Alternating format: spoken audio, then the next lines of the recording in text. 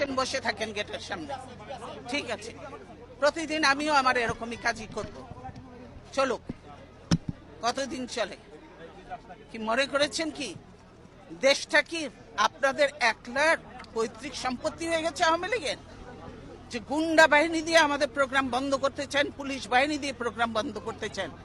সাহস থাকে counter programme করে দেখাতেন, সাহস নেই। 10টা লোক আসে না, ভাড়াটিয়া লোক ভাড়া করে ডিসিএসপি দিয়ে লোক আনায়, বুঝি এটা। না হলে এরকম এত করুণ পরিণতি হয়। 154টা সিট আনকন্টেস্টেড হয়ে যায়, আর বাকি রয়েছে কি? বাকিগুলোও করে ফেলবে। ওটা নিয়ে ওটা কোনো ইলেকশন নয়, এটা যে সিলেকশন হয়েছে, ভাগাভাগি নির্বাচন হয়েছে, এটা আজকে জাতির কাছে পরিষ্কার, দেশের মানুষের কাছে পরিষ্কার। তাই মানুষ আজকে ধিক্কার দিচ্ছে। ধিক্কার দিয়ে আমরা এই সরকারকে ধিক্কার দিই যে আজকে কি করছেন। আপনাদের সঙ্গে আমাদের কোনো বিরোধ নেই, আপনারা দায়িত্ব পালন করছেন, কিন্তু আমি মনে করি যে দায়িত্বটা সুন্দরভাবে পালন করেন, সম্মানের সঙ্গে, যাতে আমরাও কাজ করতে পারি, আপনারাও কাজ করতে পারেন, সেভাবে আপনারা করেন। আপনাদের সঙ্গে আমাদের কোনো বিরোধ নেই, পুলিশ বাহিনী।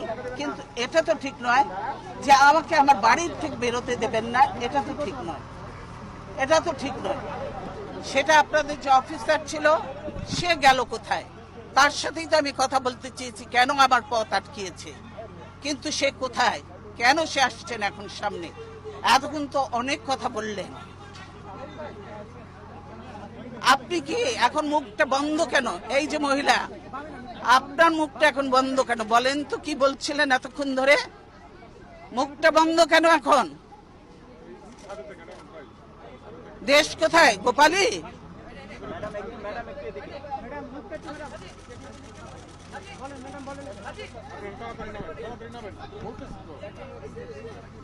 গোপালগঞ্জ জেলার নামই বদলে যাবে, বুঝছেন? গোপালগঞ্জ আর থাকবে না।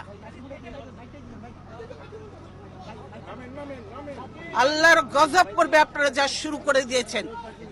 কতগুলো আলেমকে হত্যা করেছেন, এতিমকে হত্যা করেছেন, কতগুলো বিডিআর অফিসারকে হত্যা করেছেন। সেদিন কি কোথায় ছিল হাসিনা?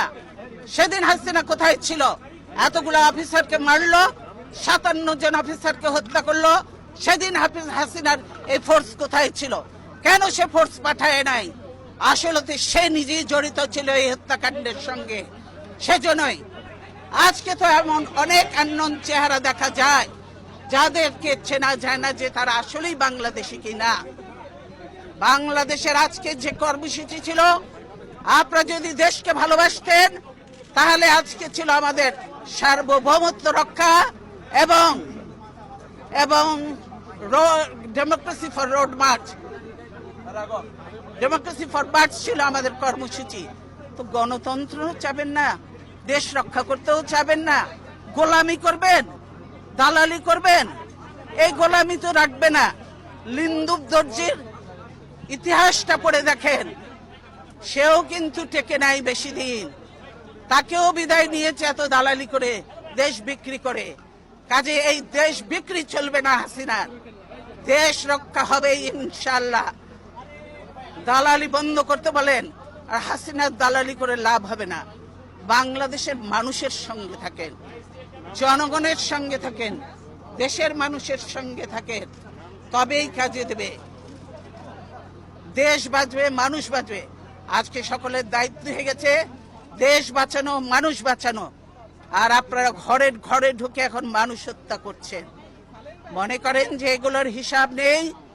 এই মা বোনের কান্না, এই আলেম এতিমের কান্না, এই বিডিআর এর অফিসারদের ওয়াইফদের কান্না, এগুলি কি বৃথা যাবে? এগুলি কোনোদিনও বৃথা যাবে না। আজকে যারা এই জুলুম নির্যাতন করছেন, তাদেরকে এদের মতো একদিন চোখের পানি ফেলতে ফেলতে, বুঝতে বুঝতে তারা চোখ অন্ধ হয়ে যাবে, বুঝলেন? এখনো সময়